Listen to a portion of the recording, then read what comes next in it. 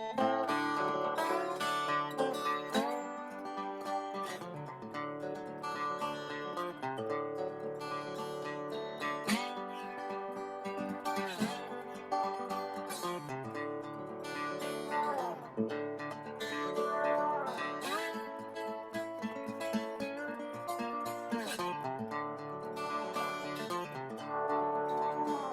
the rain don't fall, that's when you know you're gonna go dry. When the rain don't fall, that's when you know you're gonna go dry. And it won't do no good to be crying out loud, babe, or cursing the sky. So yeah, that lower number is about 20%. You're on. Is that TV not on? Hi, welcome to Thinking. I didn't see a lead-in, but welcome to Thinking Green. I'm here tonight with Leon Long. He is our Green Party candidate for mayor this year. And we're going to talk a little bit about the campaign, but we're also going to talk about some things that are going on in New London. So welcome, Leon. Thank you, Rana, for having me back. And I guess we're going to start out with something that's coming up just in a few days. You've been involved with the New London Arts Council for quite a while. And so I wanted to see what the Arts Council is up to, and I know there's an event coming up. Sure. So the main focus for the Arts Council in the last few weeks has been our first ever citywide event that we're organizing, and it's an art stroll. More specifically, it's a mouthful, New London Pirate Fest and Open Studios Art Stroll. Because we have an annual Pirate Day here in New London, which I'm sure you're fully aware of. And that's always a great activity. It brings a lot of people into the city, and it keeps them walking around the city. So we partnered with the Downtown New London Association and Barbara Neff so that we could figure out a way that makes sense to marry a art stroll to something like a Pirate Fest. Because we do kind of feel like those two crowds can overlap, and we wanted to maximize the day and make something really big happen in the city. So we opted to have the art stroll take place in the first half, and the Pirate Fest would close out the day. So from 1 to 8 p.m. In downtown New London on Golden Street, Bank Street, State Street, and Federal Street.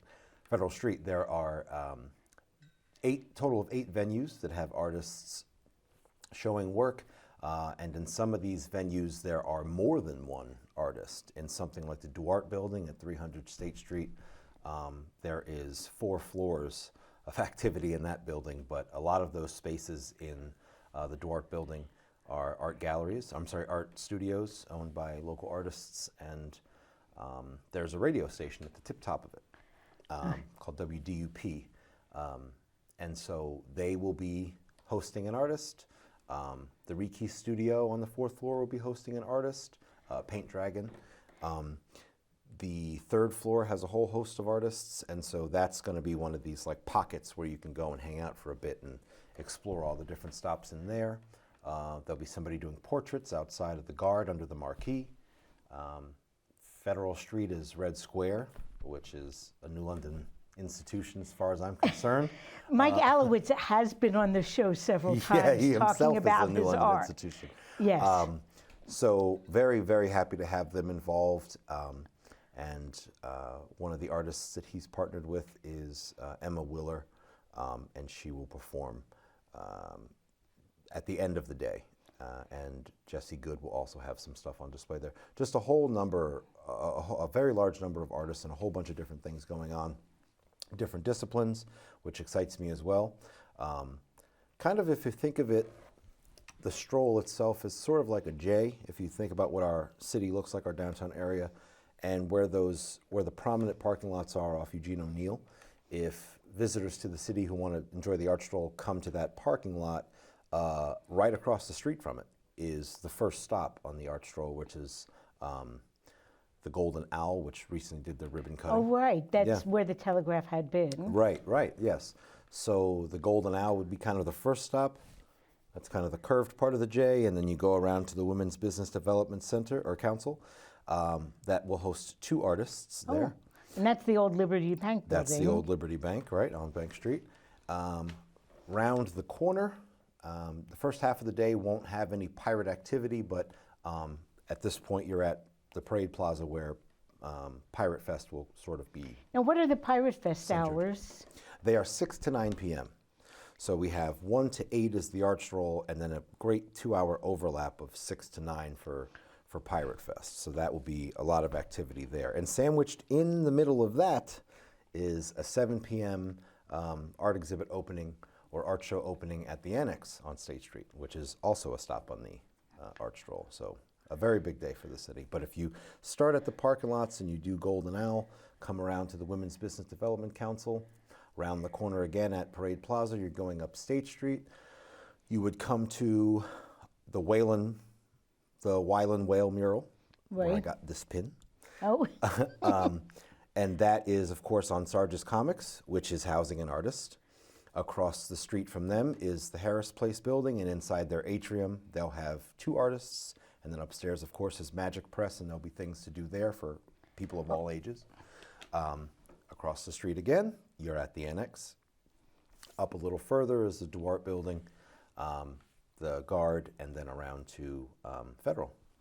and I know that the music at Federal Street is in the evening, 7 or so. Yes, at 7 o'clock, Emma will perform. So that'll be after the last tour, because the gallery is open for the entirety of the art stroll, which is great.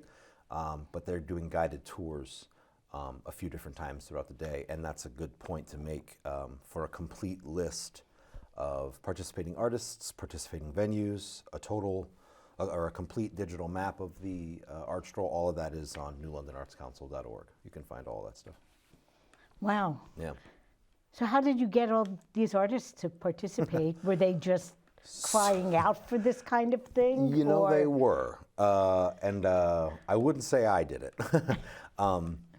So, no, we got, last fall, we had a strategic planning session, did the Arts Council organize, and we invited the whole arts community, not just our members and contributors, because we wanted to hear from the arts community on what they thought their Arts Council should be working on. We had some things to share with them, but we also wanted to be receptive.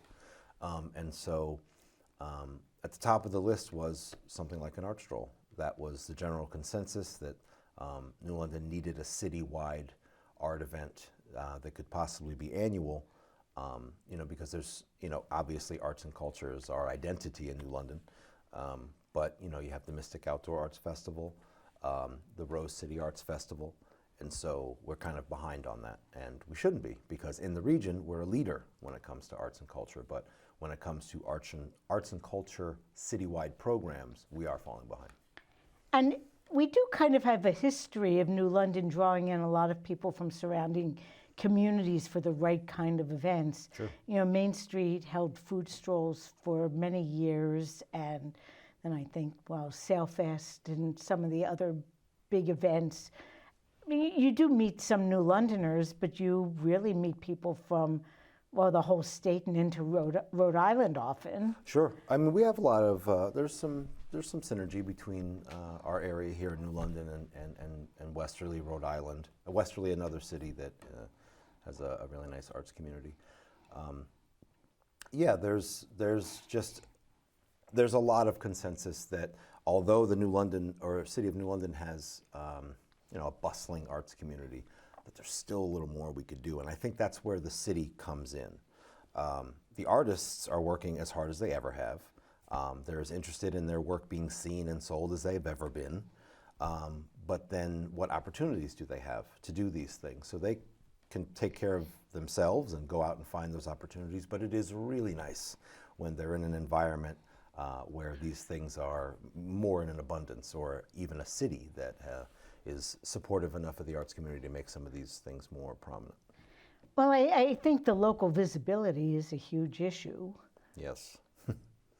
Well, local visibility for the artists? Yeah. Yeah, absolutely. I mean, so that's I'm glad you brought that up because that subject means a whole lot to me and a whole lot to the Arts Council.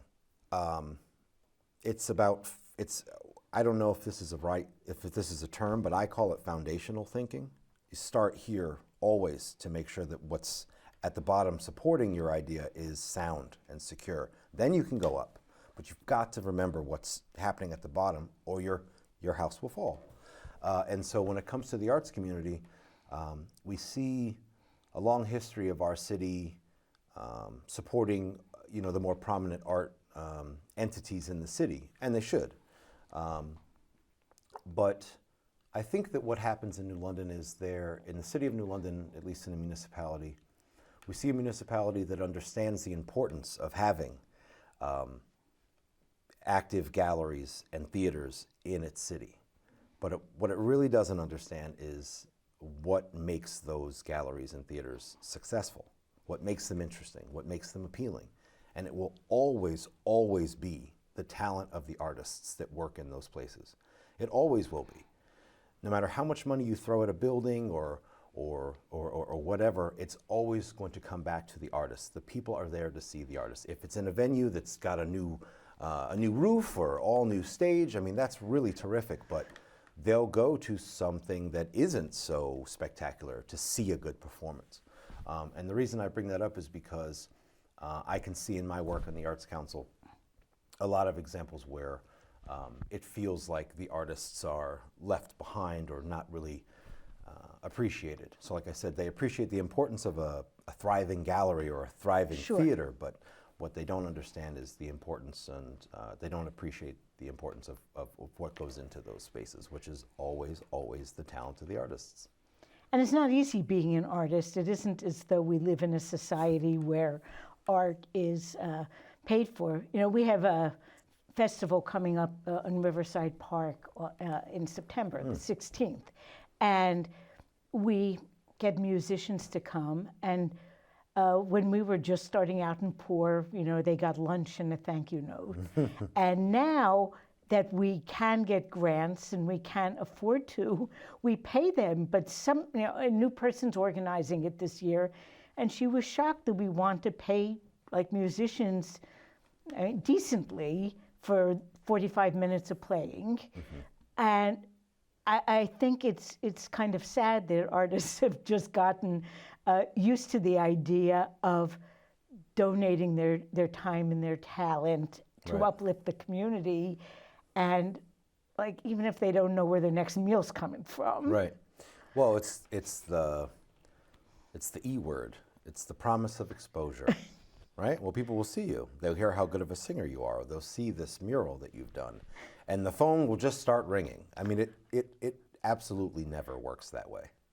No. It has to be you paying them for the work in the moment. That's where they can buy food, not sitting at home hoping the phone rang because they did you this favor for free.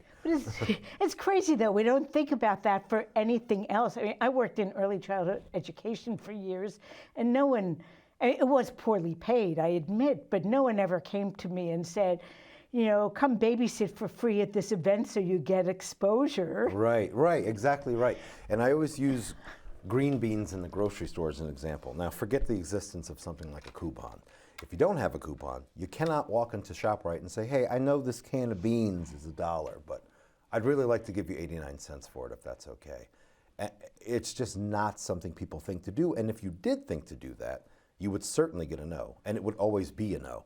But when it comes to something like the talent possessed by an individual that's going to really enhance your event, your party, your wedding, your business, it's okay to ask them for just on the cuff. And I really don't know how we got there, but that's definitely a reality in every art community. And so that's a big part of what the arts community, or what the Arts Council does, is try to connect our individual artists to opportunities so that they have more options, so that they're not just always scrambling for opportunities in a city that should have them in an abundance, and worse, finding opportunities that don't actually pay out for them.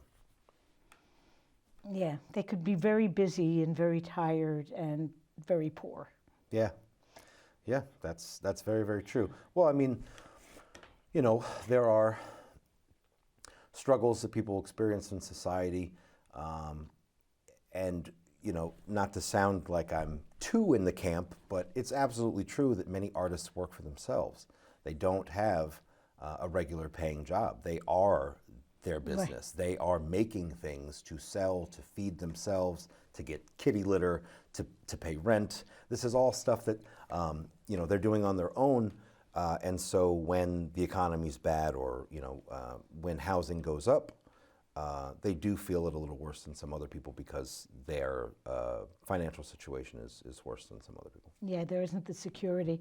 I wonder if there's a way to bring back, like, you know, during the Renaissance, that artists had patrons, you know, wealthy people who, like, kind of supported them. That's kind of beyond the role of government. Right. But I think it's sort of symptomatic that there are people who have a lot of money and who do donate to some of the big institutions, right. I'm sure, but there isn't really a way for them to support the little people except to buy, right. purchase art, or go, you know, go to concerts. It is, if I may, sort of an old guard.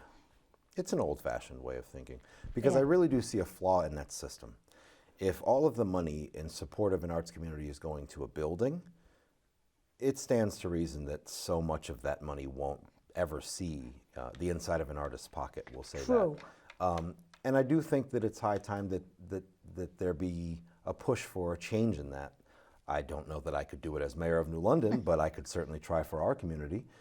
But in the grand scheme of things, that is an old-fashioned way of thinking that I think may be due for an upgrade, because it is, again, the individual artists that make it, you know, that make a gallery, you know, worth visiting.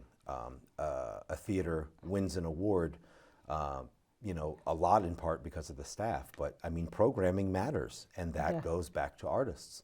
So more opportunities for artists, or more opportunities for advantages to find their way into artist pockets instead of just in, you know, to a board or something like that. I mean, I'm running for the grant writers. That's who I'm running for, you know, not necessarily the executives of a board.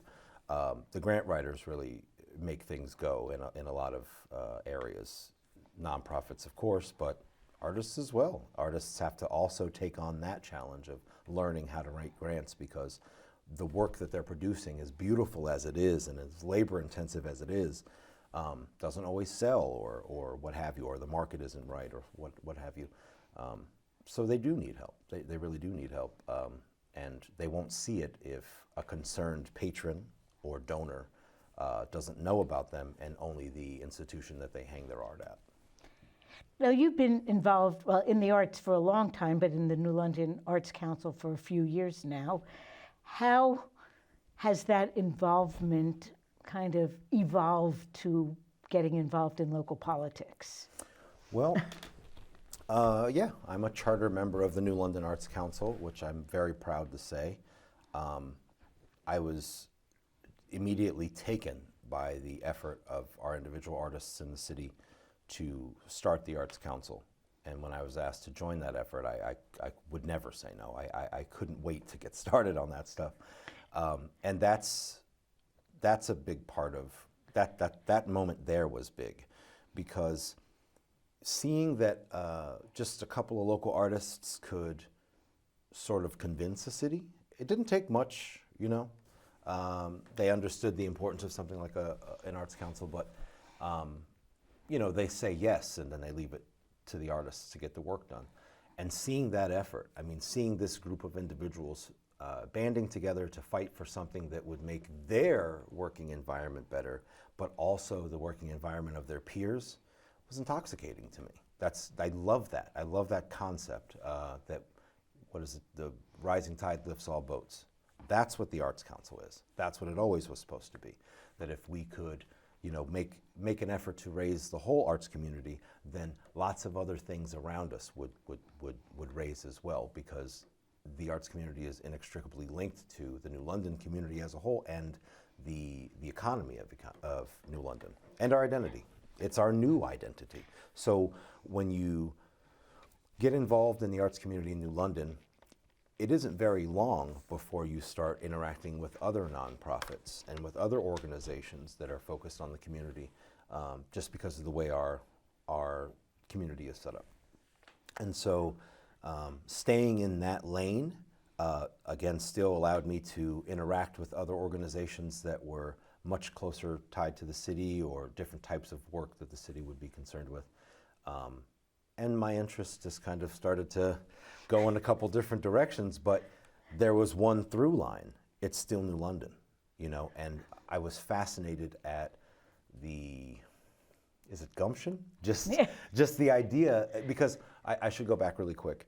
I went to college in Philadelphia, and I love Philadelphia.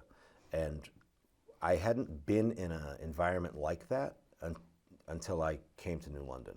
Of course, they're completely different sized cities. One's only 100 times the size of the other. Yeah, completely different sized city, but again, a through line. Pride. There's so much pride on account of the people from New London in their city, the community itself. And I think that's something that should be harnessed and like explored. That is great. Philadelphia had it, New London has it, and I, again, was taken by that. And so now that we're here, and I'm in politics, that's still a lot of what drives me. That this is a city filled with people who love this city. And so I think about our identity a lot. I really, really do. It was easy for me to feel at home here when I moved to New London 20 years ago. And so I like the idea that other people could come in and experience that feeling as well. So, you know, with something like EB and all of the new workers that are coming into the city to become residents, I'd like them to feel as welcome as I did. I'd like them to be able to assimilate into the community as easily as I did. What I do not want is for that to happen at the expense of our community that's already here, which is to say we need balance. There's a lot of change coming into the city. And I want to make sure that our identity is intact, the integrity of the things that we really believe in isn't changed in any way, because we can still have those things and invite new people in. I'm a big believer in New London has a lot to offer and a lot to be proud of, and I don't really feel like we've allowed a lot of the power we have to be tested, to make change. Well, you know, I'm originally from Philadelphia, so there is a connection. Mm-hmm. Spent my first 18 years there. Granted, I never really went back, but I do think there is a kind of a similar feel about the places in spite of the, you know, extreme difference in scale. So one question, and then we'll go on to some of the, you know, tackling some of what you started talking about, both through the New London Arts Council and before that when you were involved with Parge and the mural in Fulton Park. Did you get a sense of in what specific ways government could be more helpful to the efforts of artists? Oh, that's a great question. More specific ways. So we benefit from some money coming into the city. So that's the first answer. The city has money. They're looking for something to spend it on. Artists, period. And so setting that aside, not just to throw at them, but you can entrust that they have more than talent with their hands. They are creative thinkers. I love that question because that's the way I would end my answer to the previous question, which is that creative mindset.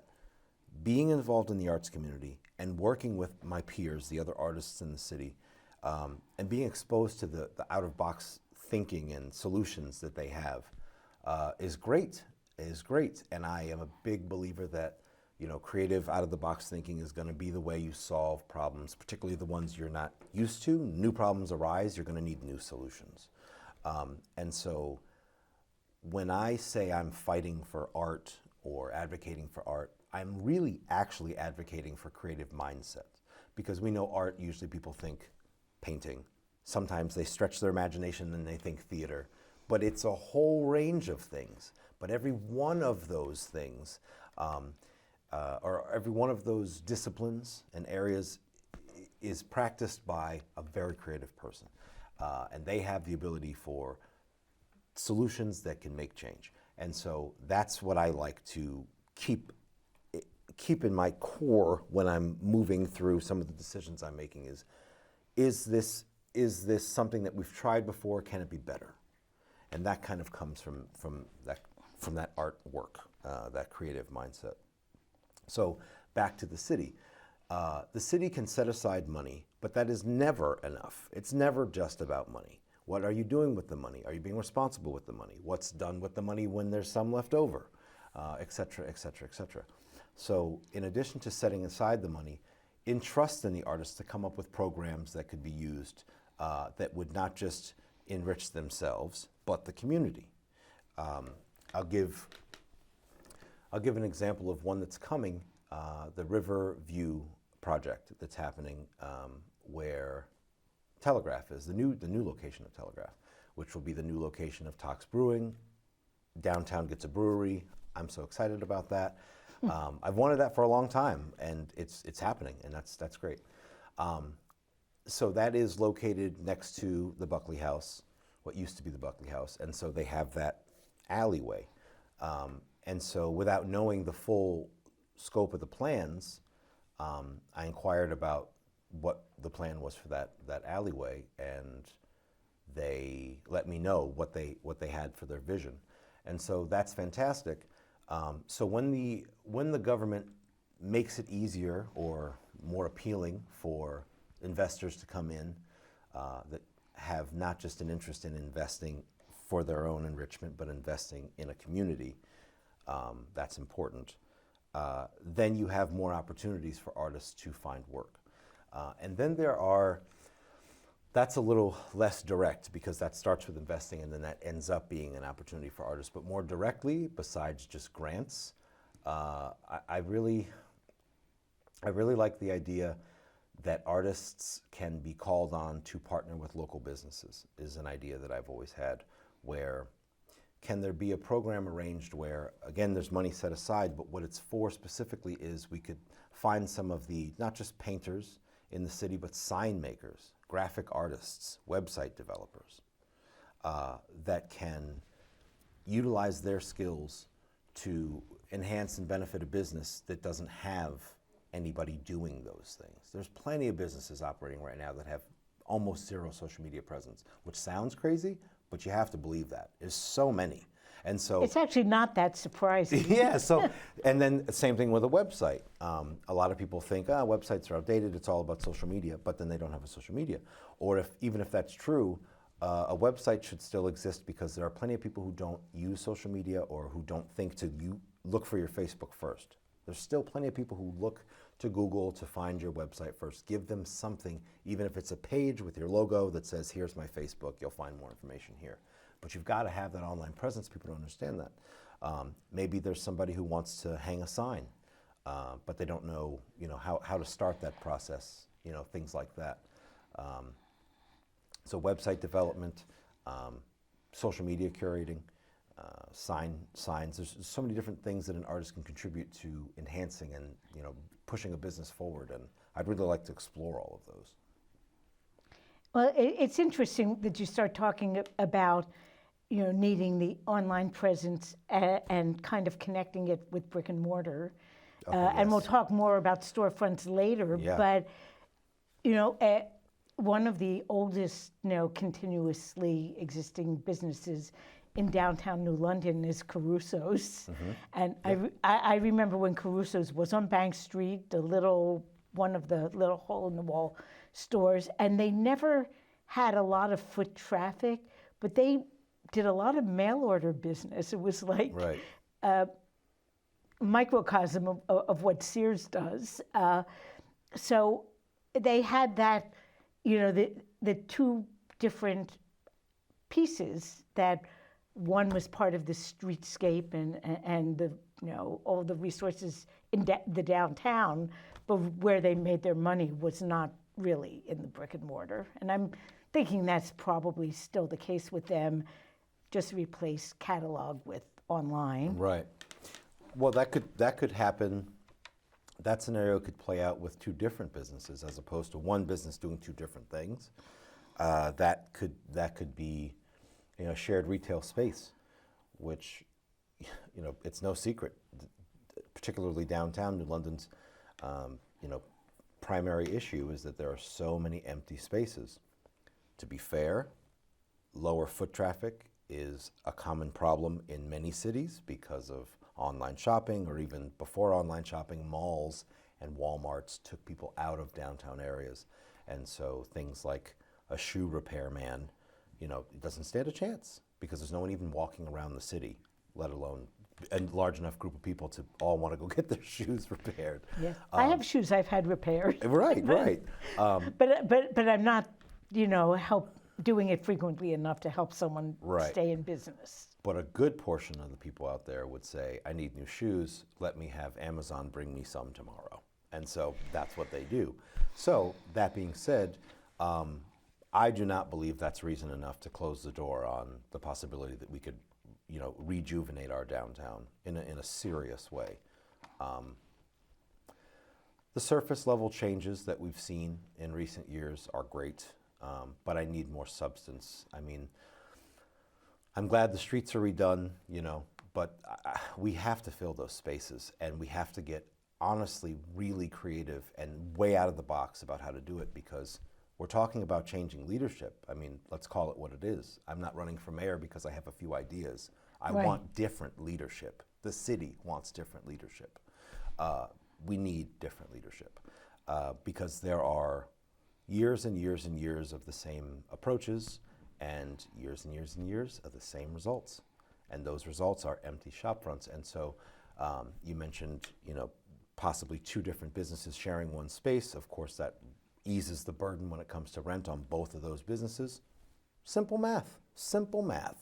And now we have an empty space that previously had nothing, and now it has two somethings, I mean, that's exciting. Yeah. And then another option, speaking about online businesses to brick and mortar, draw a direct connection between those, especially in times of COVID when everybody was stuck at home. There was a real uptick in businesses being started in the home. And those businesses would have to have an online element to it because people weren't coming to your house to buy your goods. You were And mailing actually, them out. you don't really want them in your house. And you don't want to, especially not at that time. You yeah. can stay at your own house. Right, so in the last couple of years, there's been an uptick in online businesses, Etsy shops, things like that. And so many of them still exist, and I think that we should be serious about finding ways to get them from the outskirts of the city or in the more residential areas and come to the downtown and occupy one of our smaller spaces that's available. And there can be all types of ways to help them get there. And I'd want to explore those ways because some things the city can be directly responsible for and other things not, but we need to sort out what those are, because while we dilly-dally and dream about our potential, they are still trying to advance their business or, looking for help so that they can, go further. I want to mention to people who might be viewing this live that we can take phone calls. There's a phone number up there, and we can take questions. When you're thinking about filling businesses, it seems like, if we can reach a certain critical mass, then it grows more business. I remember there was a tourist ship or something that came into New London on a rainy day a couple years ago, and they ended up taking a bus to Mystic to go shopping there. Sure, yeah. Because, heaven forbid, wasn't enough for them to do in New London. So if you get a critical mass, you'll get more. Right. Yeah, no, that's true of so many things. But yeah, I agree. It pains me that there is times where people come into the city looking for something to do, and we send them away. I mean, it's inexcusable. It's inexcusable. That's the word I kind of want to go with. And I say that because we've had the same leadership for so long. We've seen what they have to offer. These issues aren't being addressed, at least not adequately, not fast enough. So that's why I think we really, really need a difference in leadership. Well, I sometimes do feel like people making decisions for New London don't really love New London. And the That's for sure. Coast Guard Museum will probably be spectacular. And For who? I am glad that it is within walking distance of our transportation hub, but I'm not happy that it's in walking distance from our transportation hub in the opposite direction from our downtown. Right. Yes. So you've heard me talk a lot about the need to connect our downtown to our train station a lot, because it isn't happening. It just isn't happening. There is a little collection of businesses that can be seen as soon as you exit the train station out of its main entrance. Of course, you're distracted by the big, beautiful whale tail statue, but your eye wanders. Right. Just past the monument, you see the cityscape, which is a beautiful one, and then you land here, the first place you would actually get to go to when you leave the train station, and it's empty. There's a restaurant there, and then there is more empty. Now we have New London Eats, which is great, but I even feel bad because if you see New London Eats, is that called? I think it's a call. Do I remember how to do this? No, it's on hold. I don't remember how to do these. Answer. Yeah, answer. Is anyone on the air? I'm so out of practice. What? Oh, it's not for us. Okay, someone did call. Is someone else running for mayor in this room? They were talking. They called for the back room, not That's for okay. us. But people to get are. back to, yeah. to the spaces outside the train station, I'm glad that New London Eats is there, and they are great. And I wish that they had some more support in the form of peers that were around them. I have news for everyone. If you're running a business, you need competition. If you live in a downtown, or if you operate a business, let's say you own a restaurant in the downtown area, and all of the restaurants around you have closed, and you're the only one left, you will not thrive. People know that that city is empty, and they'll stop visiting, Right. and then you lose customers. You need competition. Right. And in a downtown area, that looks like filled spaces. And plus, not every business is an eatery. I mean, there's lots of different things that can open downtown. I wish we had a pharmacy downtown, just a little bit closer Yeah. to the downtown area. And I think about something like overhead to run a business. What do you need to run a pharmacy? Shelves. I mean, like, really and truly, there's a lot that goes into it, but when it comes to those costs to run a business, there's not a fryer going all day long. You know what I mean? It's very low overhead compared to some of the other things. So you shouldn't always be looking to fill something with a restaurant or a bar. Our downtown can be more than that. Galleries, of course. We have some retail locations. There's a couple of retail locations downtown. There's tattoo shops. There's all manner of businesses that you can put down there, but there's then it just goes back to landlords as well. I mean, the spaces are there. We can see them from the outside. What they look like when you go inside, and that's up to the landlord. And it is true that old buildings sometimes can be very hard to rehab to the point that they're usable. Upper floors, we'd like to see people living in them, whether they're little tiny artists, bedrooms and studio lofts for cheap, or whether they're luxury apartments.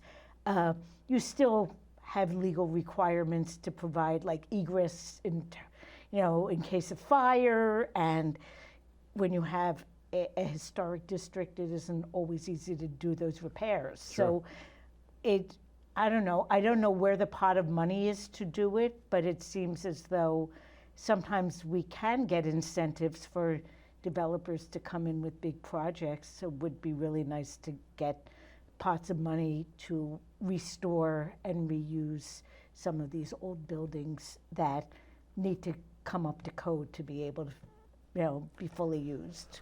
Well, it's funny. It's like if you just let the city throw money at every problem, it's a slippery slope, and many people will reject that outright, the concept Right. of that, of course. So, if you can craft a coherent message as to why you're spending this money and what the result of it will be, then, my hope is that you can get some of them to come around. Because I get that concept. I really do get the concept of saying, I don't know if big money from the government is going to solve this problem, or just not liking the concept that this problem is fixed because of that. I understand that, but this is a desperate time. Those spaces really need to be filled, and so you'll hear me say again and again, get creative and think out of the box. That means we're going to come up with a solution that doesn't look like something we've ever had before, and some people will reject it and other people will understand the benefit to it, and hopefully that number is bigger than the folks that reject Yeah. it. Well, you were talking before about balance, and I think that's really key. Money doesn't solve everything, but it does solve some things. Schools that have more money can have teachers can have classes with 20 kids and not 25 kids. Right. That's just a matter of dollar and cents. It has nothing to do with the quality of the teachers or the building or the curriculum. Right. It's just, so maybe we have to tease apart what money can buy and what money can't buy. Or another way to look at that is what can money buy? This is another way of saying as what can the city do, maybe? Yeah. And what can it not buy, i.e. what can the other side do? Vacancy registration. We talked about that. Yeah. Vacancy registration.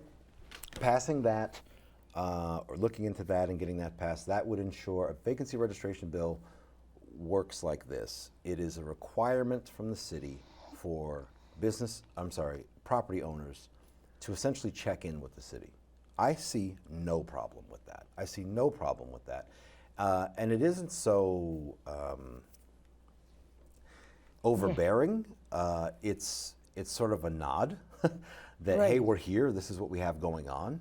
I would suspect that if you own a piece of property, like a commercial property in a city, a downtown area, you would want to have the city's ear. You would want them to be in contact with you regularly when necessary. When necessary, it's not so much they're always in your ear, but again, it's not what the city can do. It's what you could ask of the building owners, the property owners, letting the city know your vacancy percentage or your rate, what you've been doing to fill those spaces, how long they've been empty, etc. Some communities institute taxes on or ordinances, fines on property owners that aren't active. That can be explored. That can be explored. But I think right away, a vacancy registration bill, registry bill is a good idea because it starts the conversation between the city and the building owners that maybe isn't happening. Something I thought of while I was listening to you talk, if the city we talk about absentee landlords, but once they're here, the city can be absent too. Where is the city in all of this? If there's no connection, no synergy, no communication, then they can start to feel like they can do whatever they want. And I don't really love that because very specifically, there are, in my opinion, two schools of thought, we'll say, when you invest in something like a commercial property in a downtown area. I am making this investment into this property with my money with the hope of enriching myself. Or I am investing my own money into this property with the hope of enriching myself, sure, but also because I like this community. Or I just like the Right. idea of helping a community grow, or I have some affinity for New London, or what have you.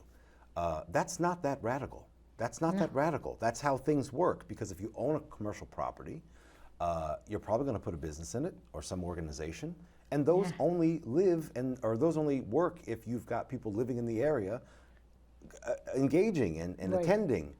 And so when you think about the first mindset, I'm doing this to enrich myself, you'd think, okay, well then fill the property so you can get some rent payments and you can get money. But there are other ways that money can land in your pocket, or you can save money if you don't fill these spaces. And that is a big thing that's harming the city.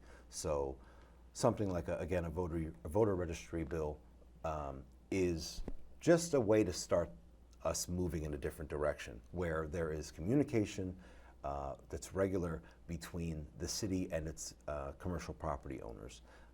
And if something like that works, then we can maybe talk about expanding it to residential.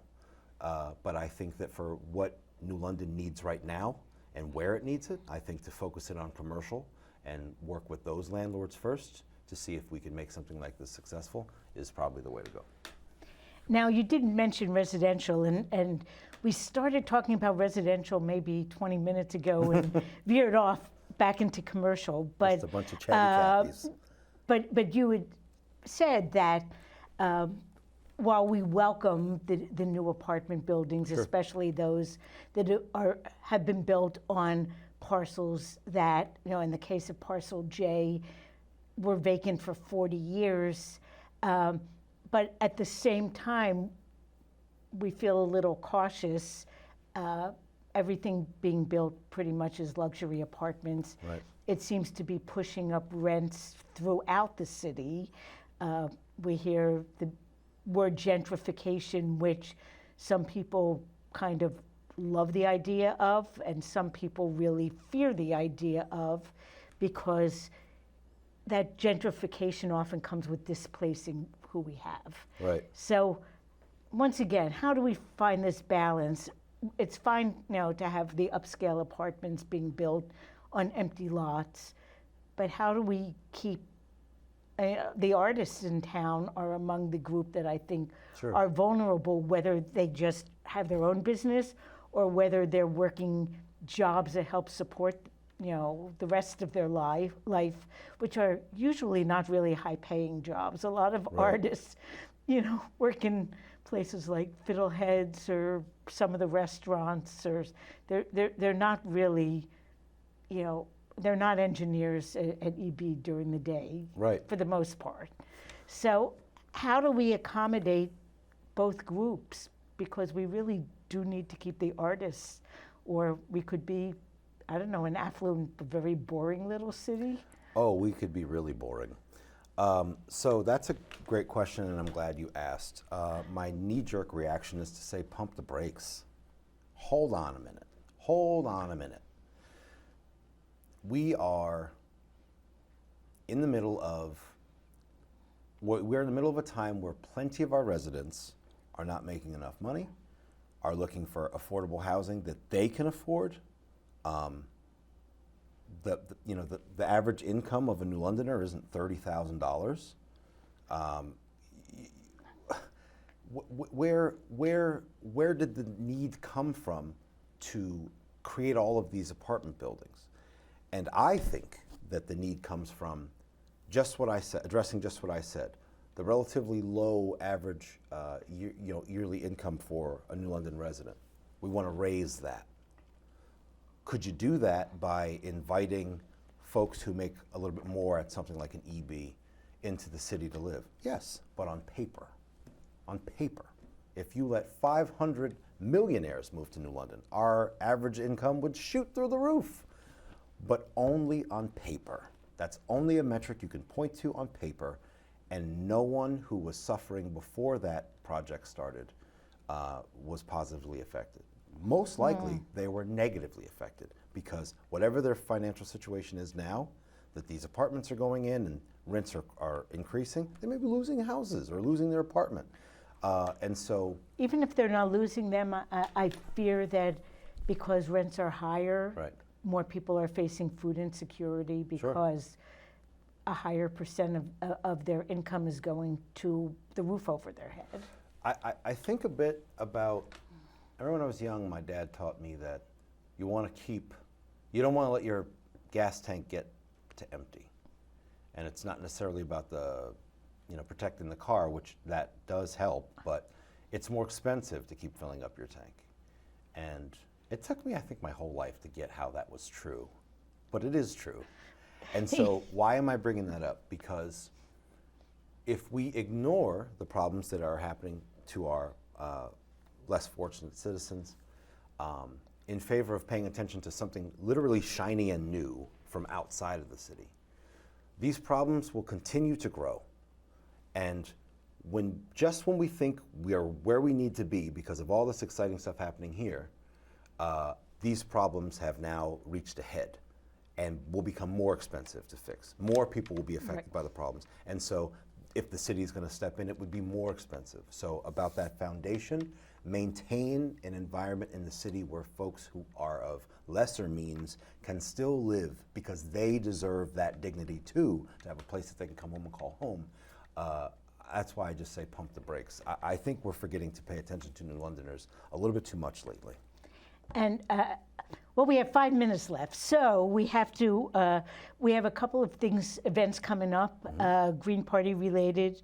Of course, we won't forget the art stroll and the Pirates the Saturday, but on let's see, what are we doing? On the 27th of August, it's a Sunday afternoon. The New London Green Party is having a second nominating meeting. Leon was endorsed to run for mayor at our last nominating meeting, as was Shanice Austin for city council. We're having another meeting because we don't have to decide till September 4th. And if anyone is really interested, passionate about getting involved, wanting to run for office, wanting to win and serve and have a spot at the table, but also having a platform to talk about what they are passionate about, come to this meeting. You can get in touch with us at info@nlgreens.org as well to let us know you're coming or to feel it out, because we'd love to have more people come and participate. And it's not just a meeting, it's a picnic too, because Right. we always do picnics when we do the meetings. And then maybe you want to talk about the launch, the kickoff on September 2nd. I certainly do. So Saturday, September 2nd, from 2 p.m. to 5 p.m. at Mi Familia on Broad Street in New London. We are having our kickoff to campaign season event, and it's a chance to just frankly remind folks that there's an election coming. And it's a chance to hear from myself and Shanice Austin, the Green Party candidate for City Council, but also, more importantly, a chance for us to hear from our citizens and our residents here in New London. So from 2 to 5 on Saturday, September 2nd, we're asking that every single resident in New London come to Mi Familia and give me an earful. Yeah, and there will be food. And there will be food. Actually, at Bates Woods on the 27th, there also will be food. And for viewers who are registered Democrats, just, because this is part of the whole political landscape of New London, there will be a primary election for city council candidates on September 12th. There are 9 names, and they can only run 7 candidates. There are 7 names on row A and 2 names on row B. Myrna Martinez and Shanika Farias submitted signatures to force a primary election. So if you are a Democrat in town, just learn about the candidates and vote, because we don't want these decisions made by just a handful of people. Right. And in my last minute, next week, Emma, whom you mentioned earlier in the show, Oh, really? who is performing at Red Square this Saturday, she is going to be one of my guests next week, talking about the climate march that's coming up in New Yes. York City on September 17th. It's the first climate march since I think about 2016, and as many of us have noticed, the world is just getting warmer. Here, not as badly as some parts of the country and some parts of the world. Oh, our time's coming. But Emma and at least one other individual will be coming on to talk about the climate crisis and about what people are talking and planning to do about it. That's important work. So I think that's really it. You can go to Leon's website, LeonFordNewLondon.com. That's correct. Leon for newlondon.com. Okay, and we'll see you next week. And thanks, Leon, for coming on the show. Thanks for having me.